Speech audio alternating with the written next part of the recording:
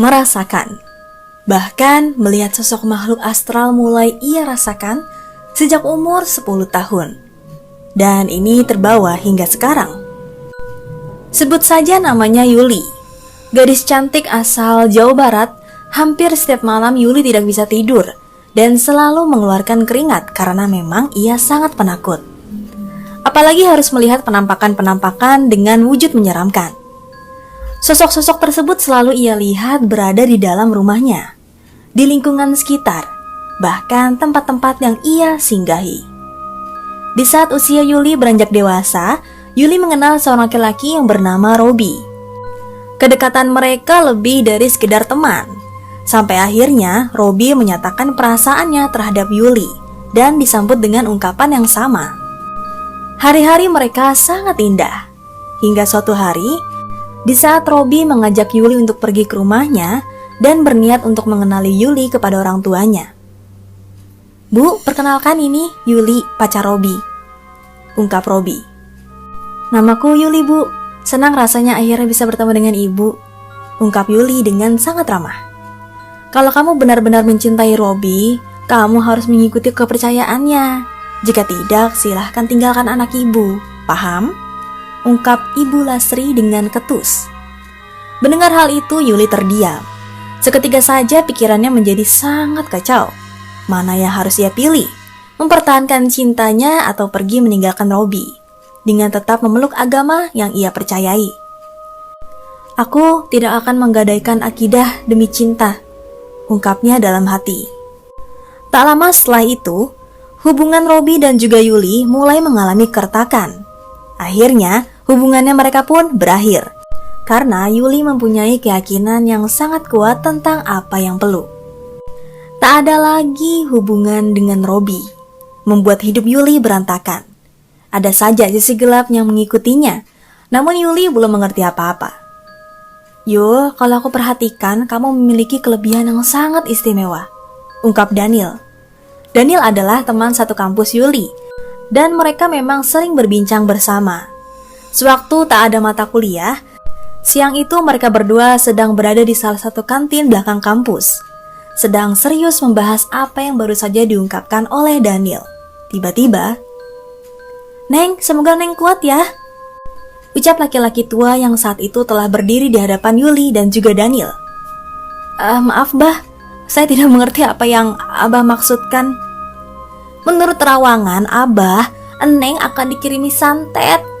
Abah sarankan Eneng segera mencari ustadz atau orang pintar untuk membebaskan santet yang akan menyerang Eneng." Mendengar penuturan dari Abah Encep, membuat Yuli ketakutan dan memikirkan dari mana santet itu berasal dan siapa yang ingin mencelakainya. Waktu terus berlalu. Belum ada tanda-tanda yang diungkapkan oleh Abah Encep. Namun, ketika Yuli berusia 21 tahun, Yuli mulai merasakan hal-hal yang membuat dirinya seperti dikendalikan oleh makhluk lain. Tapi entah apa itu. Suatu ketika di saat Yuli dan Daniel sedang berjalan-jalan di depan Tugu Pahlawan Toha, persisi di samping pos jaga, Yuli merasakan bagian punggungnya terasa sangat panas dan nyeri seperti dibakar. "Nil, berhenti dulu. Punggungku sakit." Daniel segera menakutkan motornya ke tepi jalan dan membantu Yuli duduk di salah satu trotoar yang berada di tepi jalan. "Kamu kenapa, Yul? Kau baik-baik saja kan?" ungkap Daniel khawatir. "Gak tahu nih, tiba-tiba saja punggungku terasa sangat panas," ungkapnya dan memeriksa bagian punggungnya. Aneh, Yuli menemukan luka yang terdapat di punggungnya. Ada bekas kulit yang seperti terbakar api. Entah dari mana asal luka tersebut. Daniel memperhatikan Yuli dengan sangat khawatir, karena Yuli merintih kesakitan dan hampir menggelempar di jalan. Kepanikan mulai dirasakan keduanya tiba-tiba. Bro, satu hantaman keras tepat berada di hadapan mereka berdua. Dua buah mobil saling bertabrakan dari arah berlawanan, dan kedua kendaraan tersebut menghadap ke arah Yuli. Setelah itu semua orang berhamburan ke jalan, memberikan pertolongan kepada dua pengendara mobil tersebut.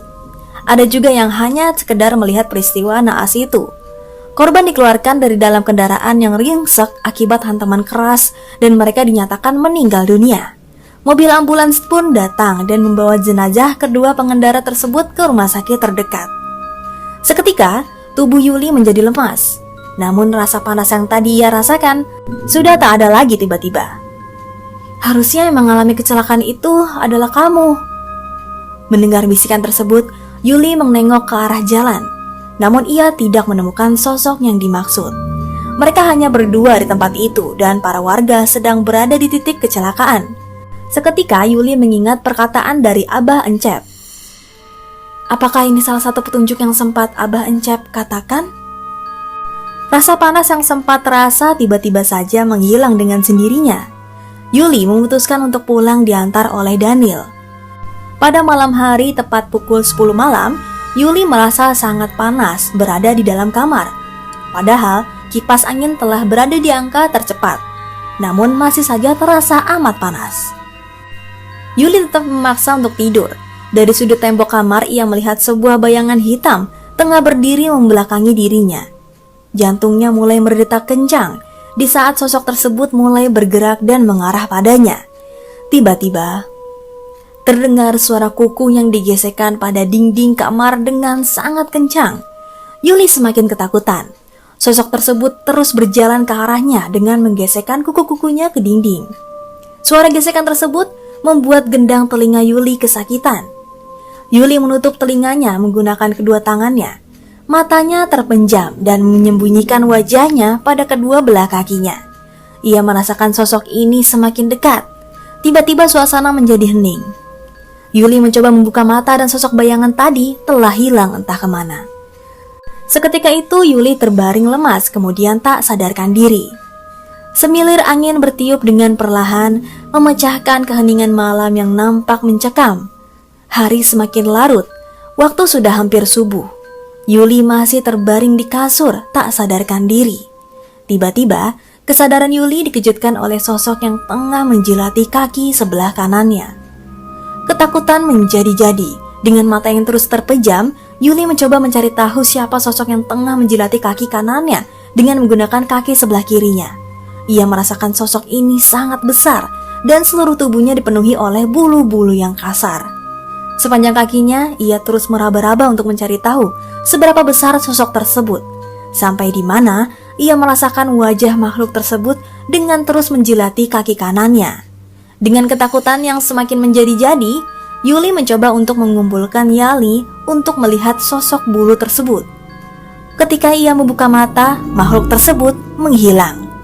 Namun kali ini Yuli melihat sosok yang berbeda. Ada 3 harimau yang berbeda warna dan satu sosok wanita yang tengah berdiri di antara harimau tersebut. Sosok ini mempunyai aura yang berbeda dari sosok-sosok yang biasa mengganggunya setiap malam. Akhirnya, Yuli memberanikan diri untuk berkomunikasi dengan makhluk ini. Ternyata, penampakan sosok harimau dan satu wanita itu adalah sesepuh dari nenek moyangnya, dan ini dibenarkan oleh kakeknya pada keesokan harinya. Sosok tersebut menjaga Yuli dari orang-orang yang berniat buruk terhadap dirinya. Setelah kejadian demi kejadian muncul, Yuli mulai terbiasa dengan semua penampakan-penampakan yang sering muncul. Suatu ketika saat Yuli pergi ke kamar mandi, ia dikejutkan oleh penampakan sosok ular yang berwarna putih dan kemudian menghilang. Pada malam harinya, Yuli melakukan sholat malam dan berzikir memohon petunjuk. Hingga akhirnya Yuli mendapatkan sebuah bisikan tentang sosok ular putih tersebut. Sosok itu adalah kiriman dari seseorang dan kemunculannya akan membawa kesialan. Setelah mendapatkan bisikan tersebut, Yuli semakin rajin untuk beribadah. Bahkan ia sering berpuasa. Sholat malam pun ia kerjakan. Sampai bacaan surat Yasin, Al-Mulk, dan surat Waqiah terus ia lantunkan sehabis melakukan sholat. Kesialan sangat terasa di kehidupannya. Sebanyak 5 kali, Yuli gagal membangun rumah tangga dengan penyebab yang bermacam-macam. Setiap kali Yuli menikah, ia merasa bosan dan muak, bahkan benci dengan pasangannya. Ini juga yang menyebabkan keretakan rumah tangganya terus-menerus. Pada tahun 2015, Yuli kembali menikah dengan laki-laki asal Kalimantan. 1 minggu sebelum pernikahan itu terjadi, ada hal aneh yang ia alami.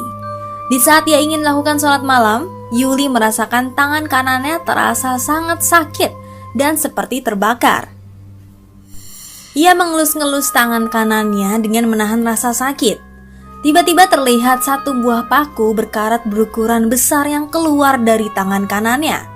Darah mengucur melewati kulitnya yang putih hingga menetes ke lantai. Seketika Yuli tak sadarkan diri. Lagi-lagi pernikahan Yuli hanya seumur jagung. Pernikahan mereka hanya bertahan 1 tahun, dengan masalah yang datang silih berganti dan juga air mata. Akhirnya mereka berpisah. Setelah perceraian Yuli dan juga suaminya, sosok ular yang berwarna putih tersebut muncul kembali. Yuli merasa lelah dengan semua ini. Tahun 2019, Yuli diajak pergi oleh teman satu kampusnya yang bernama Vera. Ternyata Yuli dibawa ke sebuah perkumpulan atau komunitas orang-orang yang mempunyai kelebihan supranatural.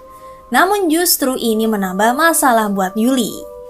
Ketua dari salah satu komunitas tersebut meminta Yuli untuk dijadikan istri keduanya. Karena kekuatan yang dimiliki Yuli dapat dimanfaatkan dirinya untuk kepentingan pribadi. Tahun 2021 akhirnya Yuli memutuskan untuk pergi dari komunitas tersebut.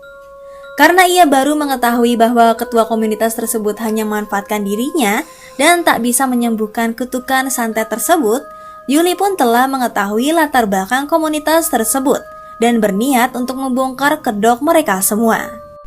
Mendengar ancaman Yuli, membuat ketua komunitas tersebut geram dan akhirnya memberikan kiriman dari makhluk tak kasat mata untuk mengganggunya. Pada saat menjelang tengah malam, Yuli selalu mencium bau yang aneh dari dalam kamarnya. Melati, bau yang amat menyengat hingga ke lubang hidung. Namun tak hanya itu, malam-malam berikutnya bau-bau tersebut terus berganti-ganti. Kali ini bau bunga kantil dan malam berikutnya bau pandan. Di saat malam Jumat justru yang tercium adalah bau busuk, seperti bau bangkai binatang. Namun Yuli tak tahu dari mana bau-bau itu berasal. Malam berikutnya bau busuk masih saja tercium sangat menyengat. Dari sudut kamar Yuli, melihat sosok pocong yang berdiri di dalam kamar dengan tatapan mata yang berwarna merah menyala. Bukan hanya itu, sosok kuntilanak berterbangan di atas kamarnya. Yuli ketakutan dan berteriak memanggil-manggil nama kedua orang tuanya. Namun, tak ada satupun orang pun yang mendengar teriakan itu. Sosok tersebut selalu datang hampir setiap malam, hanya untuk mengganggu. Singkat cerita, sekitar bulan September 2022, Yuli kembali bertemu dengan mantan kekasihnya yang bernama Robi. Dan Robi adalah salah satu orang yang dicurigai oleh Yuli tentang semua keanehan-keanehan yang sering terjadi selama ini. Akhirnya, mereka berdua berbincang. "Kenapa kamu tak mau menikah denganku?" "Aku disuruh ibumu untuk memilih kamu atau agama yang aku peluk, dan aku memutuskan untuk memilih kepercayaanku." Robi terkejut mendengar pernyataan Yuli. Robi menitikkan air mata dan meminta maaf kepada Yuli. Namun Robi tetap ingin menikah dengan Yuli karena Robi mengetahui kekuatan yang Yuli miliki. "Aku mohon menikahlah denganku. Kamu sudah mempunyai seorang istri dan aku juga sebentar lagi akan menikah," tegas Yuli. Robi tetap kekeh dan mengajak Yuli untuk dimadu. Yuli menolak ajakan Robi hari itu, dan Yuli kembali mendapatkan ancaman dari Robi. "Jika kau tidak menerimaku untuk menjadi pasanganku, aku akan membuat hidupmu lebih menderita lagi," ungkapnya dengan nada membentak. Setelah berbicara seperti itu, Robi pergi meninggalkan Yuli sendirian. Akhir tahun 2022, Yuli meminta kawannya yang sedang berada di Kalimantan. Ia meminta tanah dan air yang berasal dari tanah Kalimantan. Akhirnya, permintaan Yuli ditanggapi oleh temannya dan berniat akan membawakannya setelah masa kerjanya selesai. Setelah mendapatkan tanah dan air tersebut, Yuli bingung harus diapakan tanah dan air yang telah ia terima. Tanah tersebut ada 2 jenis dari tempat yang berbeda, sedangkan air tersebut berasal dari Sungai Barito, menurut keterangan Pak Asep teman kerjanya. Yuli mengambil sejumput tanah tersebut dan memilihnya menggunakan jari telunjuk dan juga ibu jari. Ia memanjatkan doa-doa dengan sangat fokus dan memejamkan mata. Yuli tak mengerti akan diapakan tanah dan air tersebut. Setelah itu tanah tersebut ia telan dan meminumnya menggunakan air Sungai Barito. Keesokan harinya, tubuh Yuli terkulai lemah. Tubuhnya menggelempar seperti orang terbakar dan dari dalam mulutnya keluar banyak paku yang sudah berkarat. Bukan hanya itu, paku-paku tersebut juga keluar dari kulit-kulit tangannya. Yuli seperti mayat hidup dan tak ada yang tahu kejadian ini. 1 minggu yang sangat berat ia hadapi, namun setelah kejadian itu, Yuli pulih dan bisa beraktivitas kembali. Gangguan tetap datang menghantuinya, dan entah sampai kapan. Semua kejadian itu tetap berlangsung hingga sekarang. Tamat.